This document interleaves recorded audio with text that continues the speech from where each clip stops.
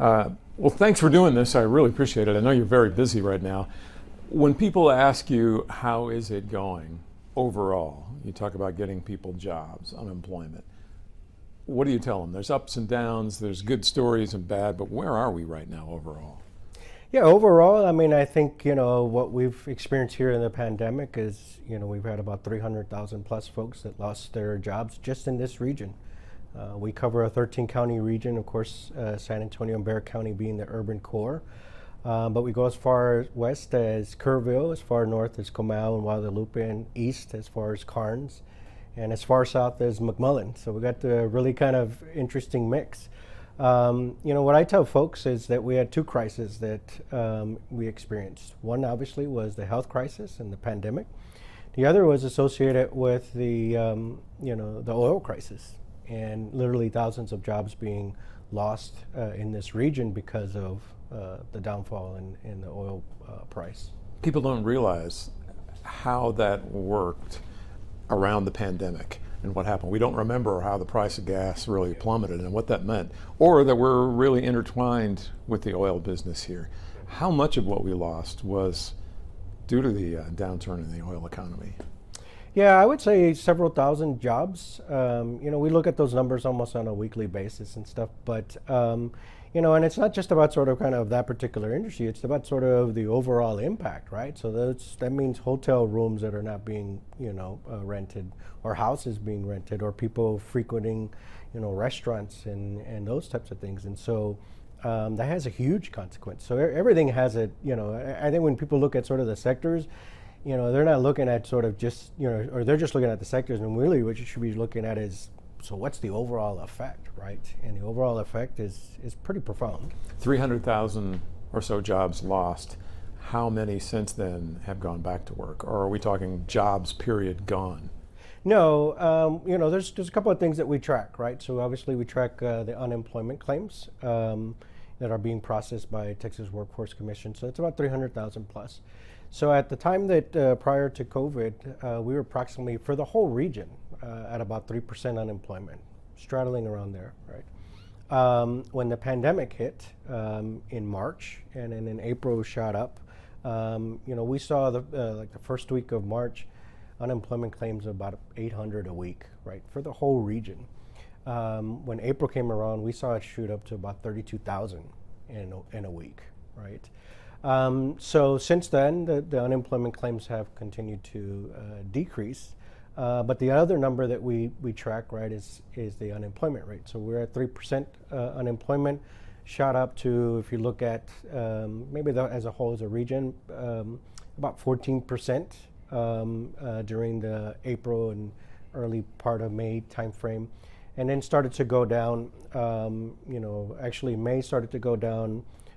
June it shot up again because you saw COVID cases start to increase, and we were opening up the economy at that time, but then had to retract because of the COVID cases.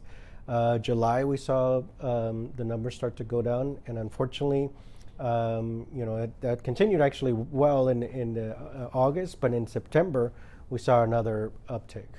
So for example, Bexar County, we were at about 6.8, 6.9% in Bexar County around the August timeframe, and that shot up to about 8.1%. What was that spike? It could be a number of things. We haven't quite figured out that particular effect, but the deal is that there's so many variables, there's so many things that are going on. So obviously the COVID cases has a lot to do with it. But the other is, what sort of people's overall feelings and how long they can hang on as employers. One of the things that we're kind of scared about seeing is what the effect of the expiration of the PPP loans is going to have on the local economy. Because those employers that received those loans had to commit to keeping their employees on for 6 months. And so we're coming around those 6 months. And the real question is are they going to keep those folks? Or are they going to, furlough them, reduce their hours, or just outright sort of, release them? What happens? What do you think? You have to keep an eye on Congress and see where they are. Mm-hmm. Any idea what that looks like right now as we approach the election? Yeah, I think, with Congress, I mean, if you're kind of looking at that, there was a bill that was actually introduced around the April timeframe, around the same time that many of these bills were being introduced in terms of sort of relief for COVID and coronavirus. This one was specifically a workforce bill, but it never got any traction. It never made out. One of the things that's actually unique to this community, specifically this region, is Bexar County and the city of San Antonio's investment. We were the recipients of about $30 million between the two to make an investment into workforce and to have a good response to what was happening. From the CARES Act. Correct. And where did that money go? Where is it helping right now? Yeah, so right now we are actively recruiting folks to go into a number of training programs.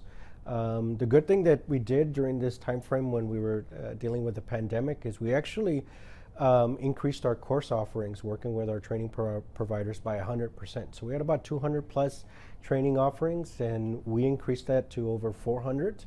And then also shifted along with our training providers to providing those training opportunities online.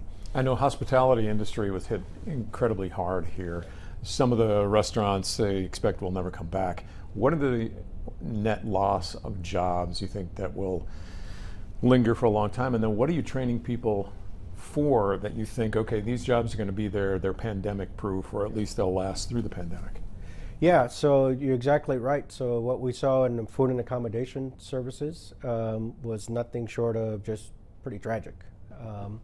And when you look at how many of those are sort of businesses that are going to be able to survive, they're estimating a good chunk of them are not. Some in the realm of about 20 to 30%. I think at one point, and this is a snapshot that I took some months back. I asked staff, well, how many people have lost their jobs, and give me their salary, their average salary. And just in one particular industry, it was about $1 billion worth of earnings on an annual basis. Now, granted, that was actually was for food and accommodations, and so that includes hotels and those are generally lower paying jobs. So we're talking more people who made less who've lost jobs. Correct. And what are you putting them in right now? What are they coming in and saying? Yeah, they so can what do? we've been doing is looking at what kind of job postings are coming up, because whatever numbers the economists had, just prior to COVID, that data is stale. It's no longer valid, and even data that we see today is still kind of like you don't really know what the situation is going to be like. So that's why we're looking at job postings. And so when we look at job postings, there's still a significant amount of jobs being posted in construction, in healthcare, in manufacturing, in IT, cybersecurity, some level still of in education.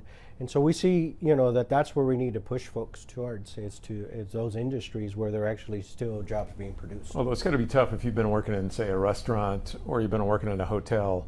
They come in and you say, okay, well, we've got jobs in construction, manufacturing, IT, and they say, I have no idea what those jobs are. It would be a lot to train me at my age for this. Okay.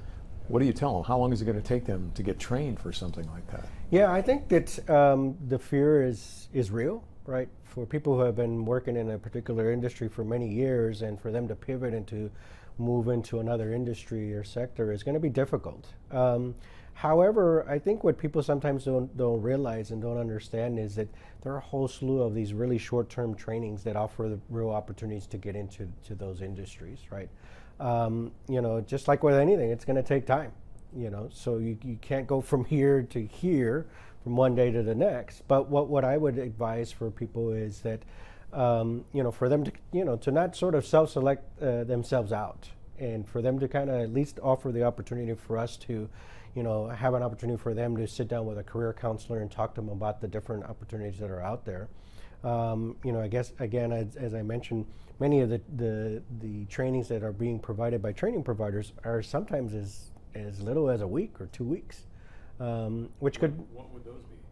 things like, customer service and sort of HR operations and, other types of sort of kind of jobs. In some instances, it could be sort of just, small certifications. Like if you're going to get into construction or let's say logistics or, manufacturing, you're going to need some certifications to get in. Things like OSHA training and safety and those types of things. And those are important because they give people, at least those stackable types of sort of certifications to get into that field. Short of having those, yeah, then an employer needs to invest into that, which they may or may not have the time to actually do that. And before this all happened, Workforce Solutions Alamo, you were helping train people and work people into different kinds of jobs like that anyway, right? So this is on top of that? Yeah. Yeah, the interesting thing is that, if you look at our numbers from previous, year, so our fiscal year is October through September. So the previous fiscal year prior to this, actually would have been 2018, 2019, we had about 200,000 people that came to our 16 career centers, right? Not all of those are enrolling into our programs, but some are going there because they need, resume writing, or they need to utilize our infrastructure, our, computers and that type of stuff to do job search and that type of things.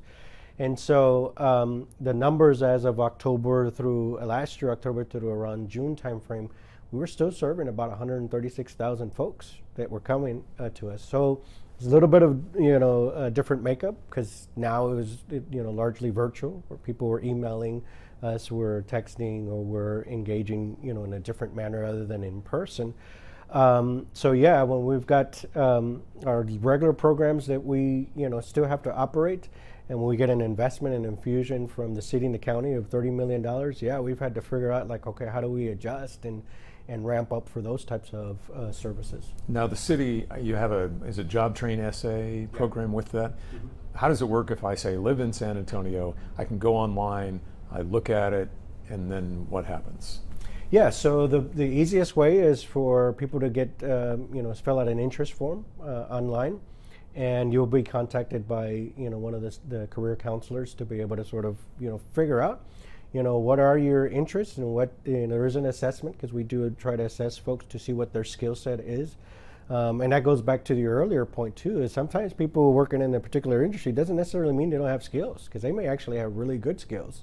It's a matter of sort of kind of what that, calling that out and what that translation is. Because sometimes, just like folks who are transitioning from the military language and civilian language are two different things, and we have to do a translation for them to say, yeah, this person over here was doing these things and has these type of qualifications to fit into these types of sort of, industries. And so same thing would be happening here, right? As somebody is, interested in whether it's a city program, their county program, or any of our other programs, is doing an assessment and then also kind of like a needs and wants, and see where their interests are at. Is there an average or a median kind of person profile from before compared to now? Has the age gone up because of the job losses from the pandemic?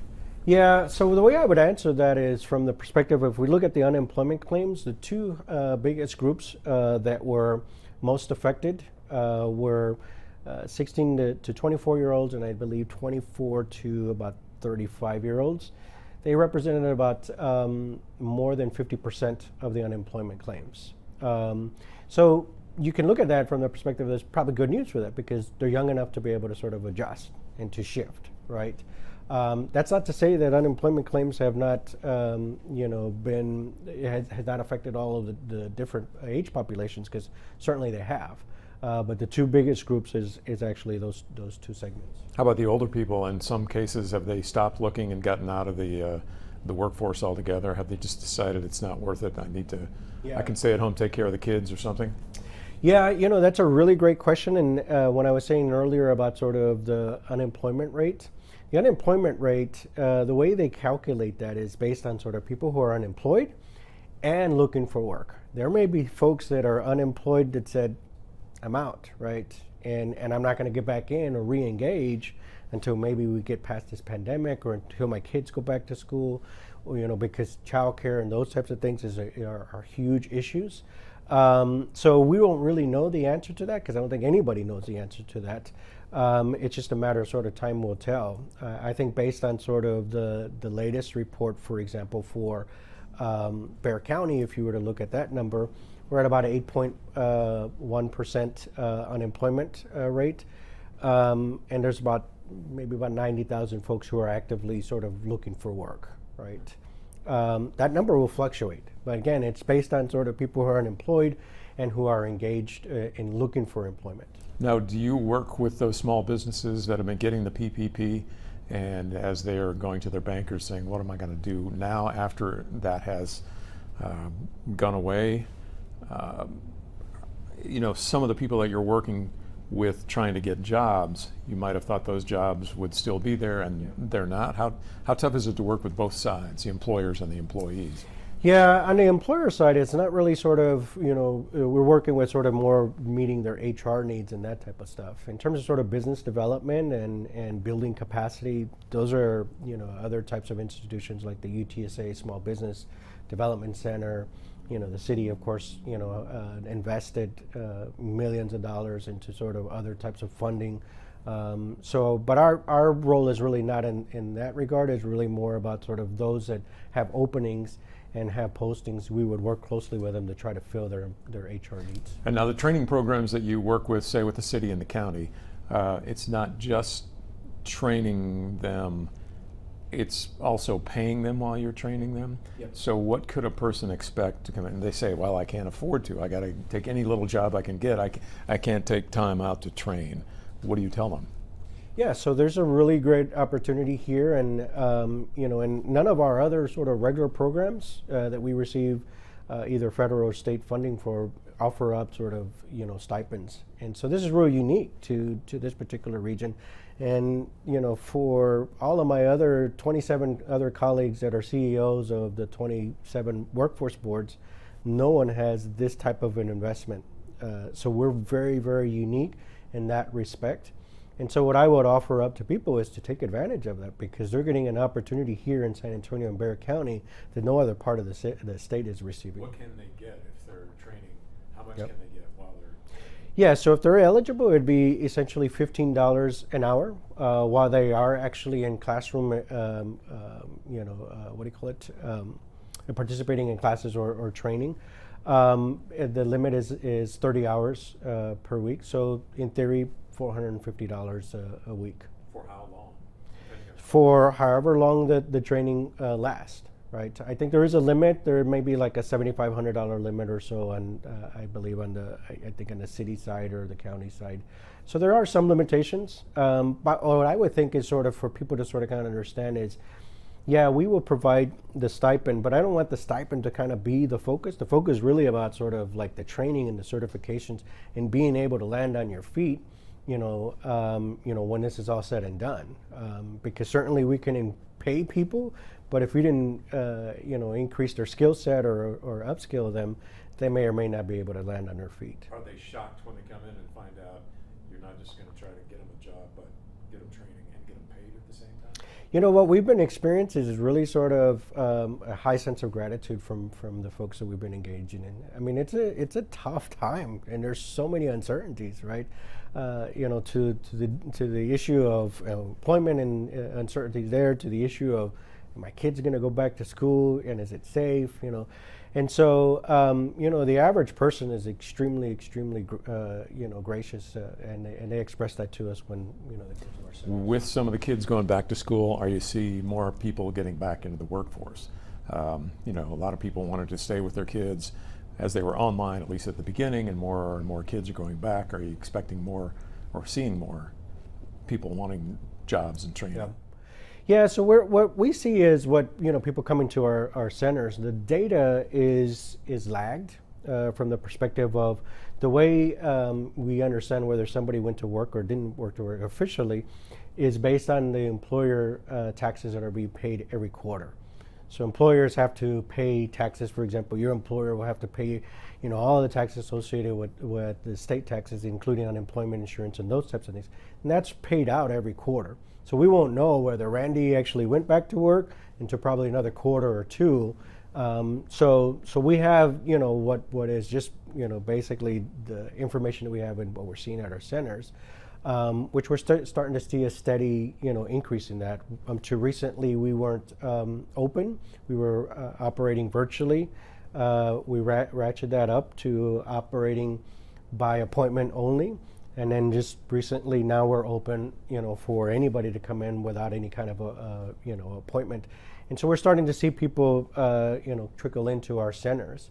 Some of the things that people need to also understand, and this is extremely important, is unemployment benefits are going to start to expire.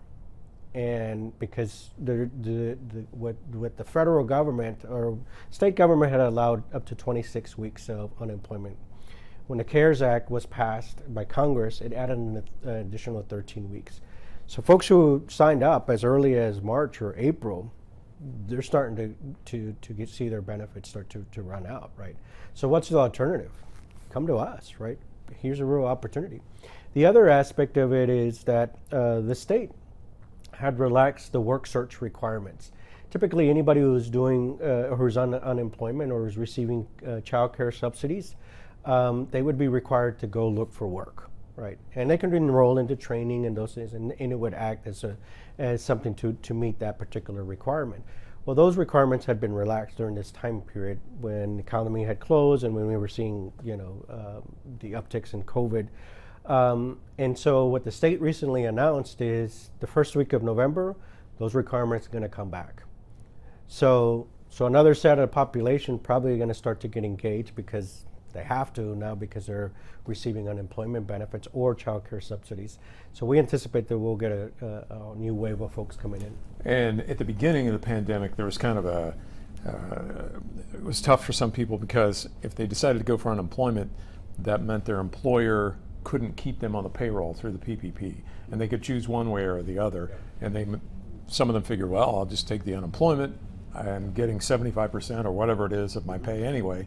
Are you going to see those people come off unemployment and try to go back to their employers, or expect them to have some kind of PPP and those jobs are gone?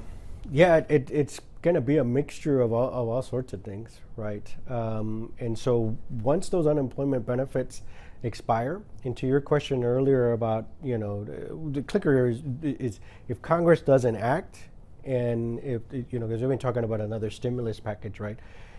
Potentially that stimulus package could have another extension of unemployment benefits. But if it doesn't, right, then once your benefits expire, that's it. So either you have to go back to go look for work, or you're going to get engaged in a training program or something of the like to be able to sort of figure out, what your next career step is. How fast did the money kick in? Did the benefits kick in? Did the change kick in terms of our lives here when the CARES Act passed? Did it take 2, 3, 4 weeks? Say, and I'm asking because what happens now? Congress passes something, say, in 2 to 3 weeks. Is it going to still take another month for that to be seen here? Or? Yeah, you can expect it. It takes time to actually get that done. So if you look at sort of, for example, even locally here with the city and the county, there was deliberations about sort of what those dollars were going to be used for. Now, depending on what that stimulus package looks like, whether it's a stimulus package that goes to cities or counties, which is where we receive funding from the city and the county,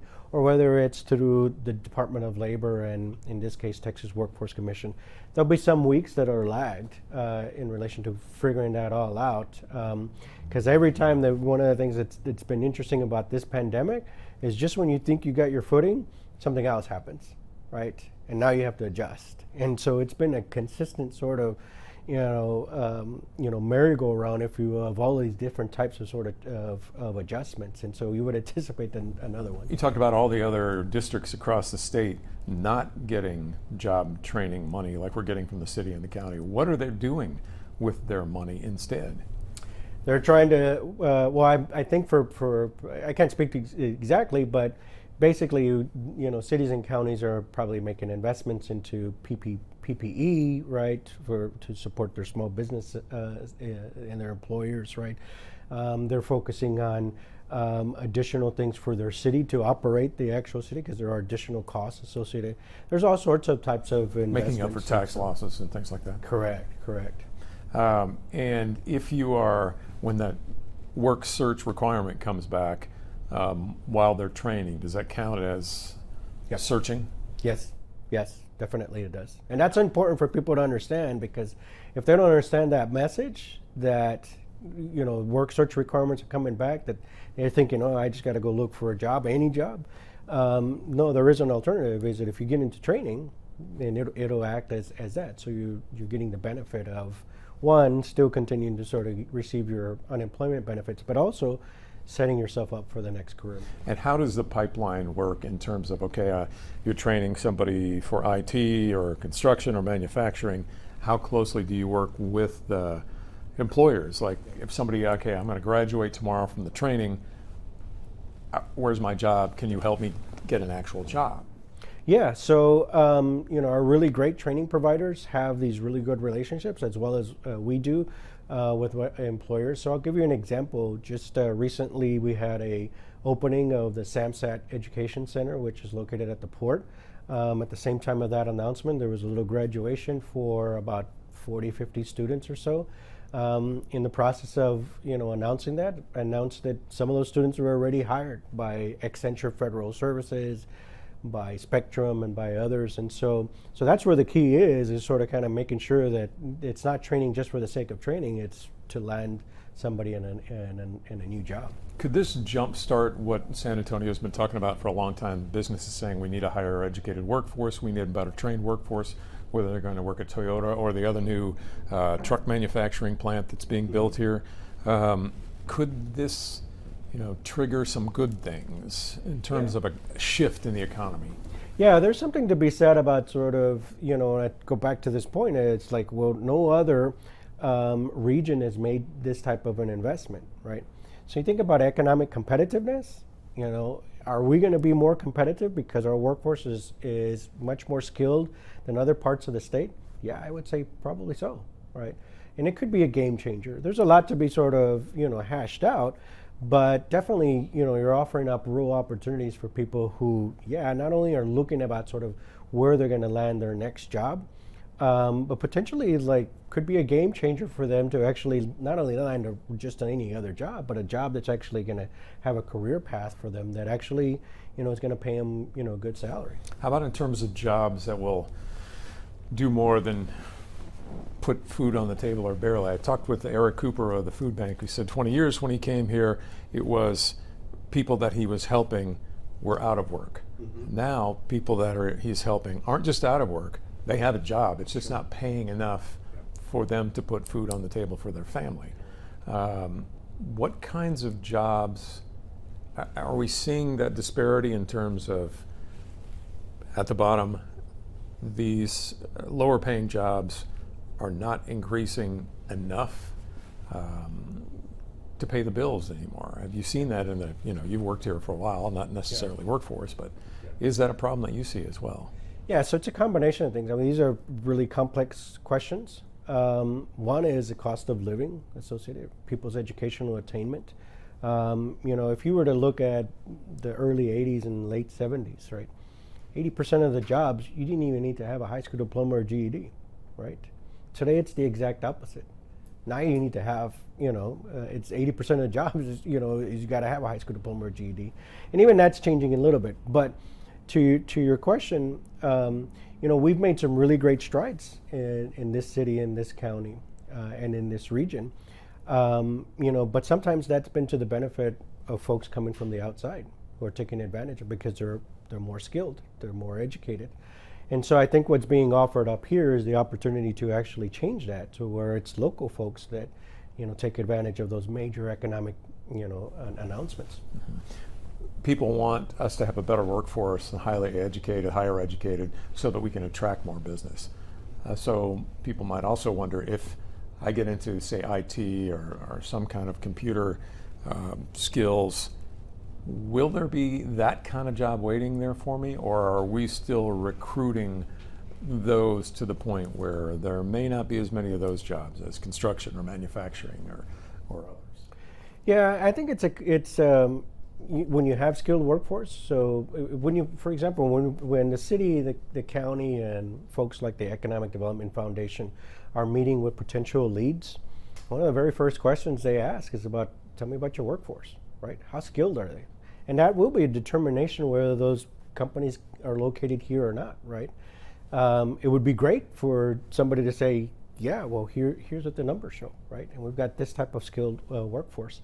And I think in the past it's been that deliberate, and so I think that's this really offers the opportunity to be very deliberate about economic development, and how to actually offer the opportunity for people to secure really great employment.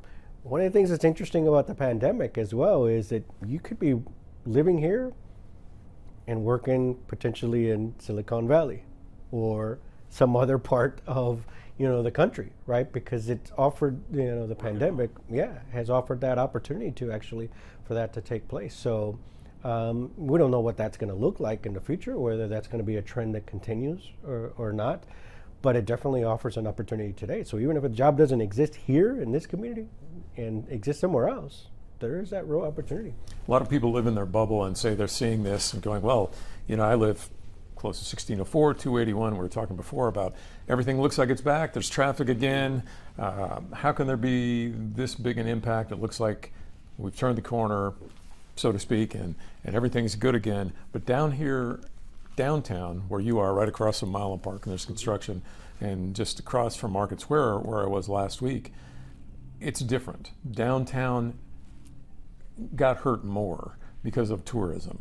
What's downtown San Antonio going to look like as we come back? Yeah, that's a really great question. It depends on so many different factors. I'm not even sure anybody knows the answer to that question. Obviously, downtown is vibrant because of tourism, but also it's vibrant because of its commercial space just as well. There's a real question about sort of what does that commercial space look like in the future, right? What do leases and rental of Class A commercial space look like? I'm not sure. We would hope, right, that we have this V-shaped type of recovery, but I think there's so many different factors that are coming into play that I'm not even sure what people are really know what to think about that. Office space. Will people need as much? Have people learned, hey, I can have somebody work at home. I don't need an office. Yeah. Or I don't want to go into an office. Yeah, that's definitely, you have a local example here with USAA. Look at how big that campus is. And they pretty much have told their folks, I think, to work up until, March of next year. My daughter and son-in-law are working at home. Yeah. For USAA, different rooms, although they're getting really tired of it. Now, also we're seeing downtown construction, as in Milam Park, and a good part of the west side of downtown, you're getting the old city hall renovated. It seems like we've had more construction because it's been unimpeded. There hasn't been the traffic. It's been easier for that. That has gone on. It was essential work from the beginning. Have you seen more jobs if somebody wants to get in construction that they can right away? Yeah, so the good thing about sort of kind of like what happens with these voting propositions, and I'm not going to sort of render opinion one way or the other because I can't based on my position, but I would say that when voters approve, for example, a bond election, several years back, I think the last one maybe 2016, that allows for money to continue to flow in for those types of projects, like the renovation of City Hall or the renovation of a street across the street or Milam Park, those types of things. So that's a really great thing because your economy doesn't stop, right? It still keeps churning, at least with portions of it. And so I think to answer your question in terms of sort of the construction, the other thing that we've seen is that real estate continues to at least on the residential side, continues to sort of just really do very well. And if you've been in the market lately of buying a house, houses are they're on the market for literally days. And so construction, in that regard too, is also very strong. So for our folks, in our community, we are working closely with, for example, different contractors associations to be able to try to recruit people into those types of jobs. It's not automatic because you got to have some level of skill set, and more so than the skill set, I think sometimes it's really about, do you really want to work in that particular industry, understanding that you're going to be in 100+ degree weather in the summer, in August, right? And so it's about sort of kind of introducing folks sometimes into those opportunities. That's one aspect of our programs as well that I think a lot of people don't even realize exists, is we have on-the-job training opportunities or work experience, which we will finance and pay for folks to be with an employer for 90, 120 days. If that works out for the employer and the employee, then great. But if it doesn't, sometimes it's because people realize, like, yeah, this is not my industry. Not for me. What are some of those, and you mentioned them before, construction, IT, that kind of thing. What are some of those on-the-job things that you could put somebody in, say, within a matter of days to weeks, and they're getting paid and they're getting experience? Yeah. What are some of the range of jobs? It's actually, it runs along those same sort of industries that I mentioned, in manufacturing, in construction, in healthcare. Some of that is through partnerships as well with, for example, with Alamo Colleges, it has a DOL grant for healthcare apprenticeships. So it's a combination of different things, but it does span, all of the major industries that we support. How about people who want to go back to school, not necessarily get trained for one of these jobs, but when they come in, they talk to a counselor, maybe they had in the back of their mind, they want to go to a 2-year, 4-year college. Mm-hmm. Can you help make that easier for them? How does that work? Yeah, I think one of the things that we try to promote here is about sort of career pathways. It's not just about sort of, and that's something that has to be said for across the board, to your question earlier about really committing to having a skilled workforce, right? It's not just about landing that initial job. It's about sort of like, okay, laying out the roadmap for the next step. So yeah, we work with clients and we work with local industries as well as training providers to be able to offer those opportunities. For example, case in point, one of the biggest portions of the biggest portion of our actual dollars out of my $100 million budget is about $70 million associated with childcare subsidies, right? A lot of people don't realize that. And so we, subsidize childcare so that people can go back to school, get trained, or get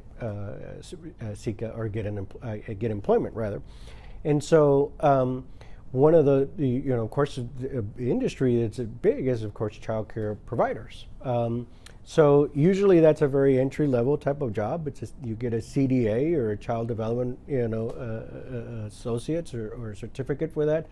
But it's a pathway into education in general, right? Because you're already dealing with kids, you understand sort of the circumstances, and the pathway would be to actually get you into, an education. And so we've helped out, people in that regard, and have seen them through that pathway in the past. Are you opening some eyes to people like that? Or, I didn't even know I could do that. I didn't even know that was a career path.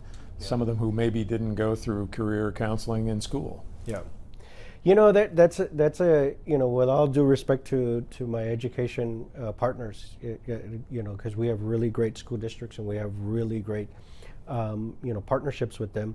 That's one of the things that's just lacking overall is career counseling and sort of understanding sort of like how kids get through. And there are really great examples of how, their successes either through like the Alamo Academies or the P-Tech high schools or, others where we have some, we have some great success with that. But suffice to say that probably a good portion of the kids graduating don't have an idea sort of like what their career path is going to be. And so offering them up, these types of opportunities through our centers and our career counselors is actually, filling a pretty big gap. And again, I'm being respectful for schools. I fully understand.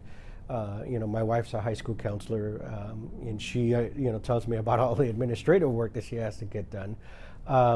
So we, as a community, and it's not just schools' responsibility; it's our responsibility. It's employers' responsibilities to really train and teach, both young adults as well as adults about sort of what are those career opportunities. How about trades versus college? That's one of those things when you talk about high school. I've heard businesses complain that everybody is funneled toward college and then they get a degree, and whether or not it's allowing them to get a job, and then they'll have to go back and train for something more useful, so to speak. Yeah. What's the split these days in terms of people who are going to college or who aren't? Yeah, I think it's I don't have all of the data and the numbers associated with that. Part of that is a cultural change amongst sort of our education system. And also about sort of employers coming forward saying, hey, you can really have a really great job doing these types of things with very little type of sort of training or hard-skilled sort of stuff. And so I think more and more you're seeing educational institutions starting to shift to that, because even our higher ed education institutions are starting to shift some of their focus on that as well. It's really about sort of teaching folks about what opportunities exist, what is that career pathway, the amount of money and salary that they can sort of earn in that, and get a good sort of decent living. I mean, my father, had an 8th grade education while I was raised in Cotulla. I was born in Chicago and I was very young when we moved back. But my father was a machinist by trade with an 8th grade education and made a very good living in the Midwest, working in manufacturing. There's those types of opportunities here in this region. And part of changing the sort of the culture and changing the Titanic to move in that direction is doing things like teacher externships and doing career pathways awareness for kids. So a teacher externship is you actually take a teacher out and you put her in a manufacturing site. Let me tell you about everything about manufacturing. And they start to sort of realize how their day-to-day instruction applies to sort of in the real world, right? That doesn't happen necessarily, right? Because our education system is not geared necessarily towards that. So you have to do these types of things to expose people and expose, educators to the different types of career opportunities that exist. Not everything is channeled through colleges and universities. There is, opportunity for, these real sort of, sort of small time, I wouldn't say small time, shorter types of sort of kind of training opportunities to get people into these really good careers. And over the years, San Antonio has pushed to develop different parts of its economy. Years ago, it was biomed, and then since then you had manufacturing with Toyota. Those are just some of the bigger ones. Where do you see the need and the push down the road? We have a new truck plant being built on the south side. We have Toyota, which has expanded since it was built here. What do you hear from business leaders, from politicians, about what the next surge in our economy will be? Yeah, I think healthcare is still going to be a huge push. You see many job postings, in that. Manufacturing still also going to be, one of those that we continue to see. And it's interesting with manufacturing, right? And we'll see what the overall effects of the pandemic are in manufacturing just as well, because manufacturing is not static, right? So you got, before it was, maybe when my father was a machinist in the Chicago area, they were pretty much doing all of the things themselves, right? The individual, human being, right?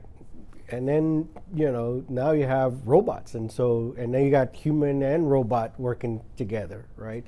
And so depending on sort of kind of what you're looking at, right, there are different circumstances and opportunities, right, for example, getting back to the earlier question, there are even some folks who graduating from college are going to go into manufacturing because they are coding, the software for the robot to pick up whatever it needs to be to assemble something, right?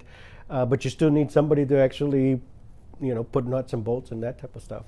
So, but back to this question, so I think you'll see continual, focus on healthcare, on manufacturing. Construction will always be one of those because the city is going to continue to grow. The other thing you need to sort of kind of think about is sort of like the labor exchanges from community to community. So when we talk about San Antonio and Bexar County, it's not just about sort of what happens here. It's about what happens in Seguin, where they're, making announcements, major announcements on manufacturing and, other types of sort of businesses coming to. And so labor exchanges back and forth all the time, right? But I would say at least in those two big sectors will probably be the bigger ones. IT, I think we're still trying to carve out our name, in that. There's some really great work that's happening at Port San Antonio and some amazing stuff that When people even sort of, drive through there, they're like, yeah, I didn't realize this exists, right? I didn't realize that, yeah, there's this 70-foot robot that can disintegrate a plane within literally, whatever, an hour, 2 hours, I don't know exactly the time. But so there's strides being made in that regard as well, and there's really great opportunities. And the folks there at Port say are doing just an outstanding job. When people come in, you kind of touched on it before, but I'm sure they're down. When they hear jobs like manufacturing, construction, they may think the lower end of hammering a nail, of putting something together. But you have to kind of break that stereotype and say, no, there's an actual career path there. Does it take a while to retrain somebody's brain about what those are, and also to build them up? Because they're at the lowest point in their lives when they come in to see you. Yeah, the answer to that question is yes. And, I've been on the job here I'm coming up on a year next month, which after experiencing the pandemic and all the other stuff, it feels like 10 years that I've been here. But in any case, so one of the things that I've been focusing on and telling staff is that we're not selling programs. Forget about the programs. Who cares about the programs? What we're selling is jobs and careers. If we're going to be true to the industries that we're supporting, and if we're going to be true to the local economy and to what the politicians want to sort of promote as the next, wave of economic development, then we need to sell jobs and careers. And that means that we need to understand about those career opportunities. And so the answer to your question, yes, it is about sort of retraining of folks in their frame of mind that are coming to us, our clients, but it also is about sort of retraining and refocusing, my staff to sort of understand that I don't want you to read somebody a regulation about I want you to talk to them about there's some really great career opportunities in manufacturing. Let me show you about where those are at. And let me show you how, you can get into them, right? And then we got, others and other types of sectors, right? Because I think the more we move in that particular direction, I think the better we're going to serve as a better service that we'll provide to our clients, better service that we'll provide to those employers, because we are selling their industries and we are selling, their work, as well as being responsive to, the politics and the policyholders and what their needs and wants are. Do people maybe misunderstand what you can and can't offer them here? Do they come in and think you're going to just help them with getting my unemployment benefits? I've been calling, I've been on the phone, I've been on the website's crashing. What can you help them with in terms of that? Yeah, that's it. I think you just hit the nail on the head in terms of sort of what we've been experiencing this time frame, right? And it's complex, and the average person doesn't want to hear what I'm about to say, right? They just want to get help, right? And that's perfectly fine. But the average person doesn't understand that the Texas Workforce Commission are the ones that actually process unemployment claims and those things, right? We were providing assistance to at least provide sort of like somewhere people can call and we can give them some tutorials on how to file and that type of stuff. But the actual filing of unemployment and processing was through Texas Workforce Commission. And they'll continue to do that. And they, this has been the year of if there's one word that you can probably say, for 2020, it's the year of the unprecedented, right? Everything was unprecedented. Something that you can't say on TV, but something like that. And so, so for us, it's about sort of like getting people a job or getting them trained. And so that's really where our work is at. It's not we're providing some level of assistance associated with unemployment and that type of stuff. But so it's really about sort of, telling folks that, yeah, we're not the unemployment office. We're about the jobs and the careers. So if you're looking for a new career opportunity, and if you're looking for a new job, and if you find yourself kind of stuck and you don't have, the ability to pay for training or to go back to school or those types of things, we can help out. People think, well, it's got workforce in it. Isn't that part of the Texas Workforce Commission? Don't I come to you and it says Job Center in there, but that's not you. And how are you related or not related? I see Texas Workforce Commission in the background there. So we receive our funding through the Texas Workforce Commission. And we receive, in large part, sort of the regulatory oversight and monitoring from them, as well as from the Department of Labor. But they handle the unemployment claims, and we're handling not only the job seeker and employer services, but also even sort of co-locating with vocational rehab. So we serve populations that are disabled as well to get them into meaningful employment opportunities. We serve veterans, so we have Texas Veterans Commissions located in our centers. And then we have, folks like adult education, folks that never got their high school diploma or GED can go to our centers to receive those types of services. There's a whole slew of services that we're providing that Texas Workforce Commission is not providing, and it's not to disparage them, it's just the way it's set up, right? They're working out of Austin primarily. We're working here in local communities, right? We do have some Texas Workforce Commission staff in our centers, but largely it's not that many. At the beginning of this, we were getting all kinds of stories of people very frustrated with the Workforce Commission. The website was crashing. People in Austin, state workers, were volunteering on their own time. Some of the legislators were saying, "Well, I'll come in and help." Are you still hearing those kinds of stories? Is there a backlog? Not nearly as much. Did they bring in more people? From what I understand is that, they brought in some more folks. They also made some pretty major investments into their IT infrastructure. As I was mentioning earlier, it's the year of the unprecedented, right?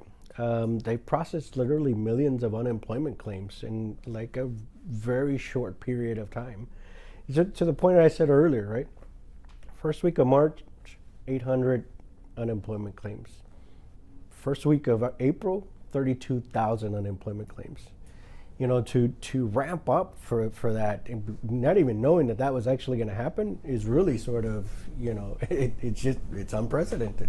How about the transition to Zoom and not in-person things for some people who have never done that before, who aren't tech savvy, who are afraid even to talk with somebody from Workforce Solutions Alamo? I don't know how to do that. Can I come in person? Do I do it over the phone? I'm afraid. In-person contact. How can they do that right now?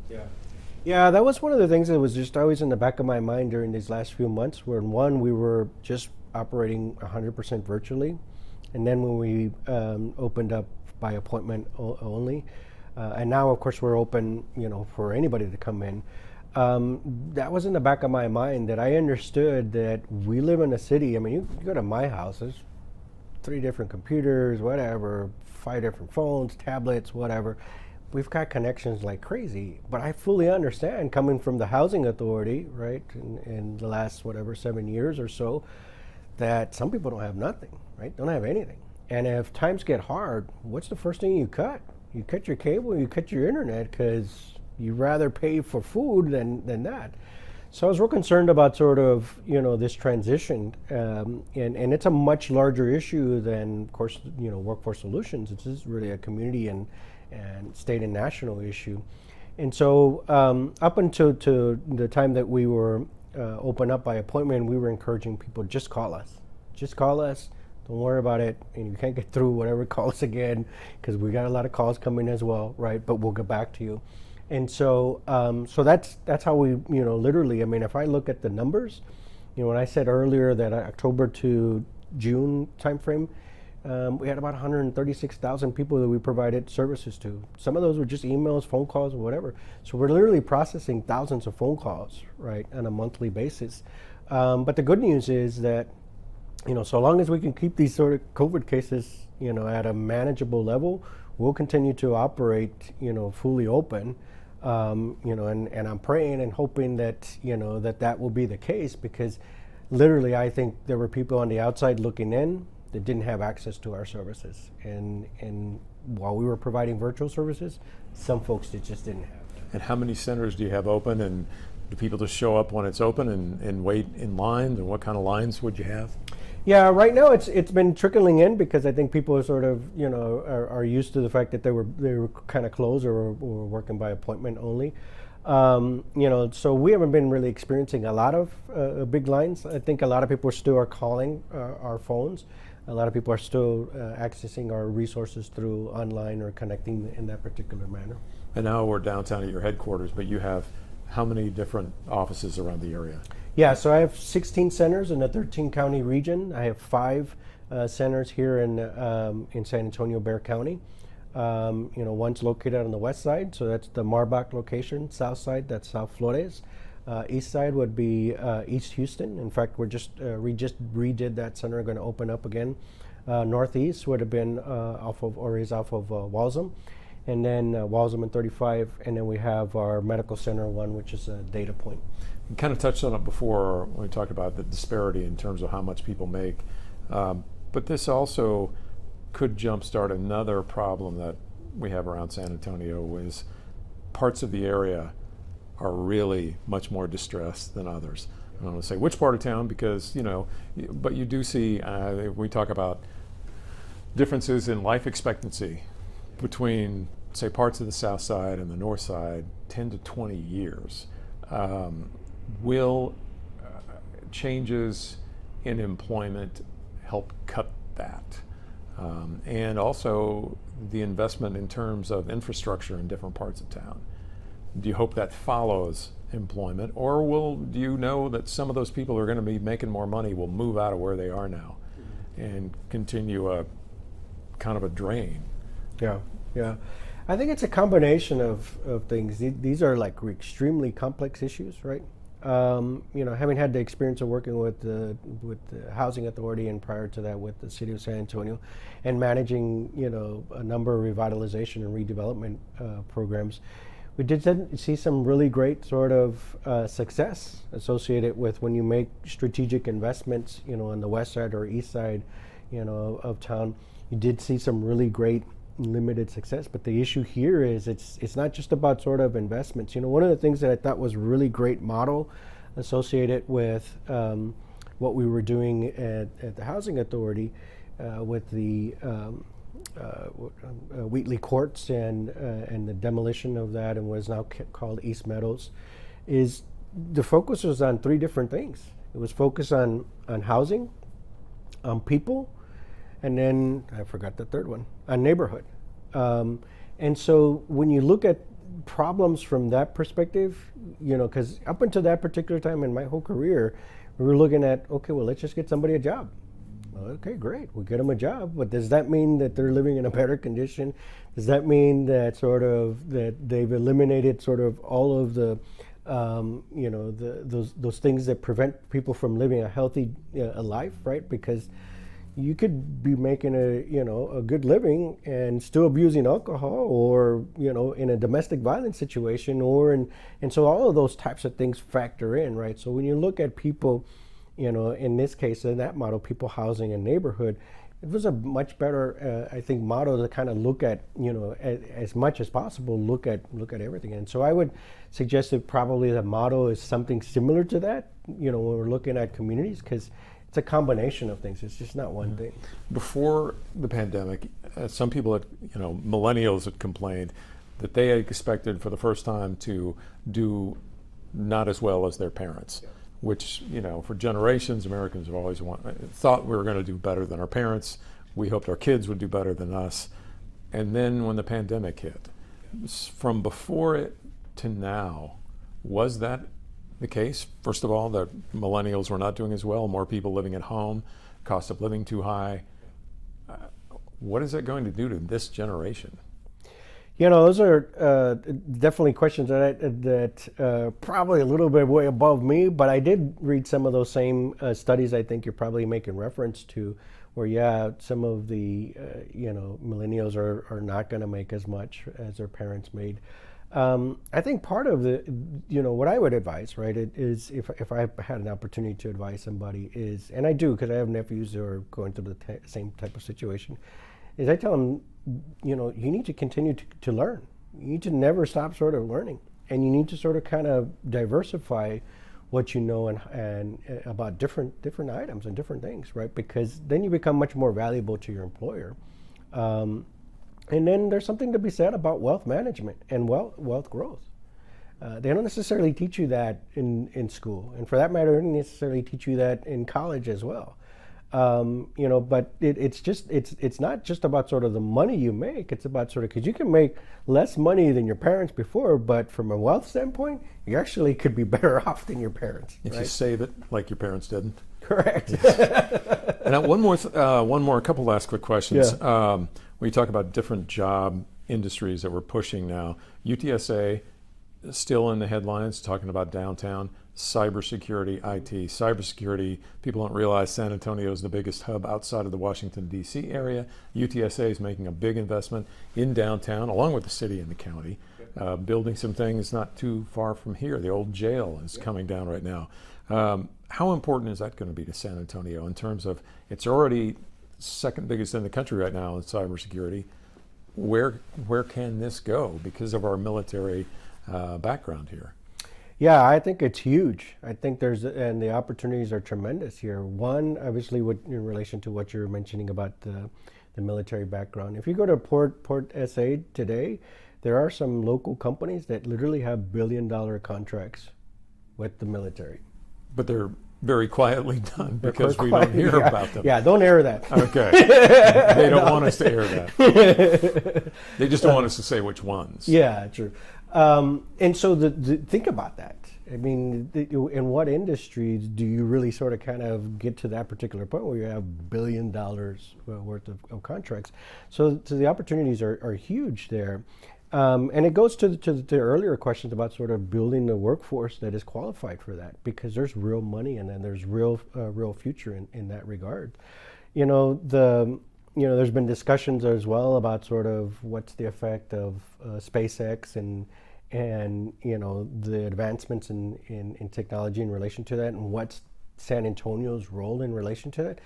There's some role that's being played out here locally with some local folks, right, and local companies.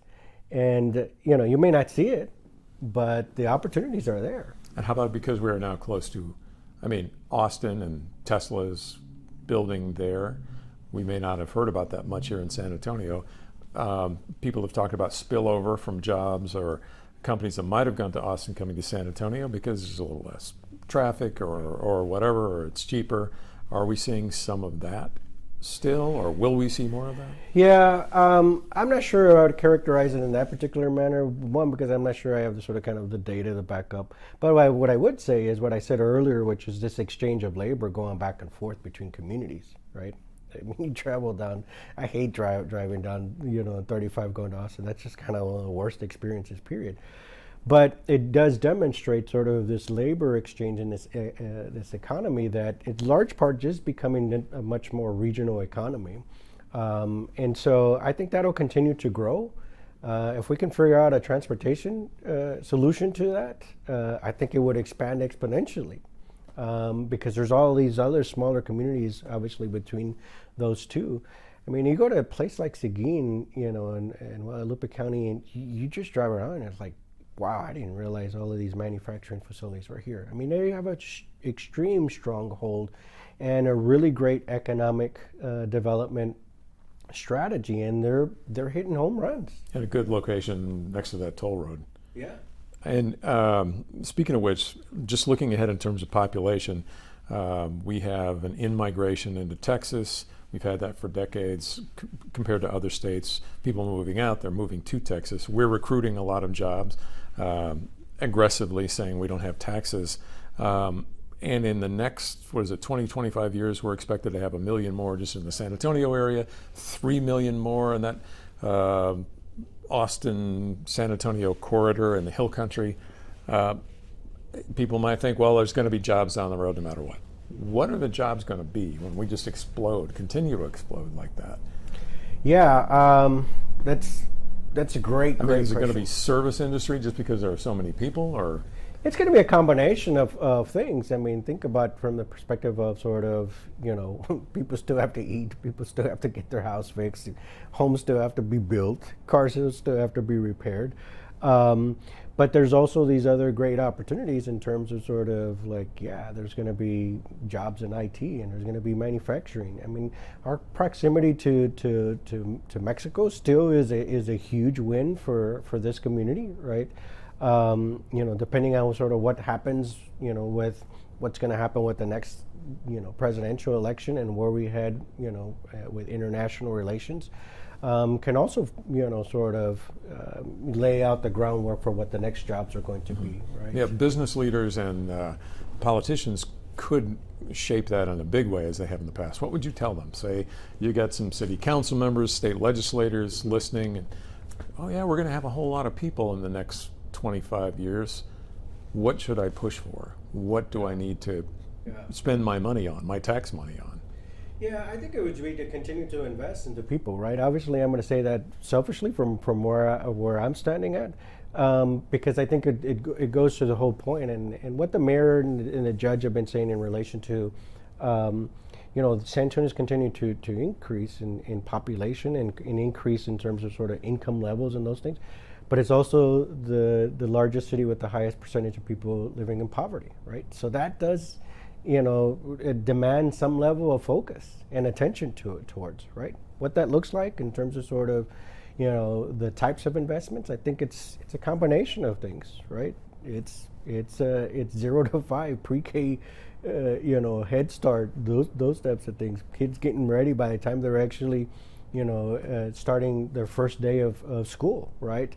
It's K through 12, and making sure that the population not only gets educated from the typical things of reading, writing, and math, right, but also about sort of career awareness and about understanding sort of like, okay, where am I going to be and where am I going to land? Am I going to go down the college path, or am I going to go down sort of some level of other career path?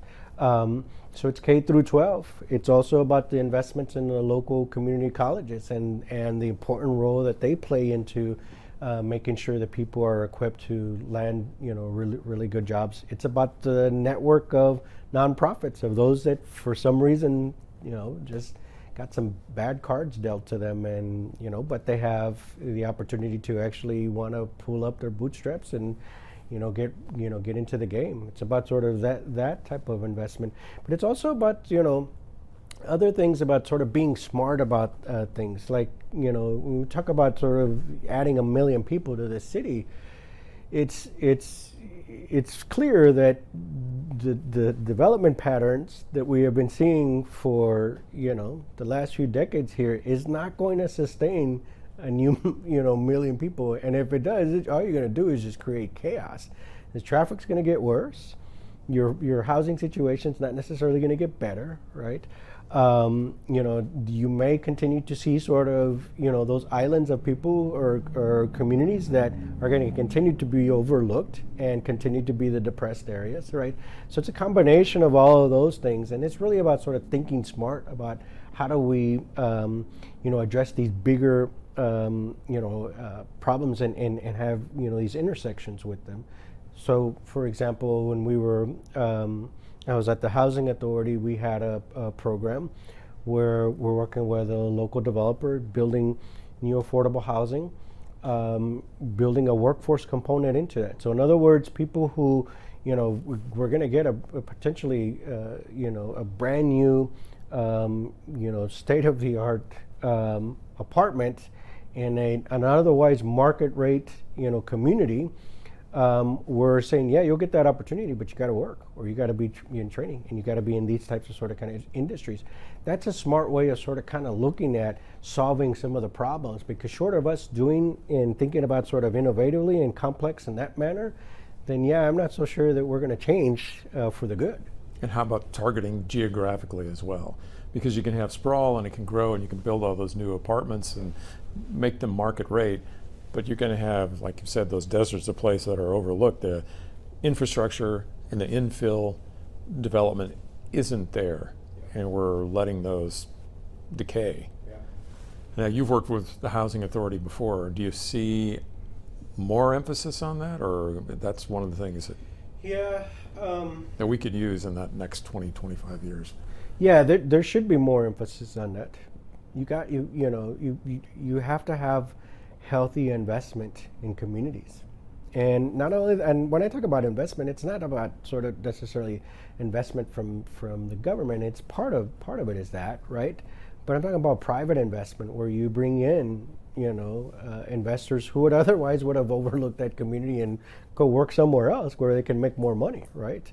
But you got to create those types of conditions for that to actually happen, and then talk about sort of like, okay, now that we're getting sort of housing in this area, well, what about sort of some of, addressing some of the other things, economic development, small business development, entrepreneurship, all of those types of things, right, that lends itself to sort of a healthy community, right? Because it's not just about sort of the buildings, it's about the people as well, and about sort of the overall health of that neighborhood.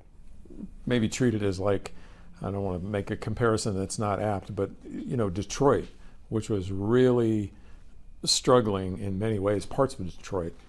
Treat parts of San Antonio that way. Would that be a healthy thing, or would that maybe a stigma, I guess, in a way? But I'm not too familiar sort of with what happened in Detroit, other than they were as people were leaving and they literally lost like a few 100,000 people in their population.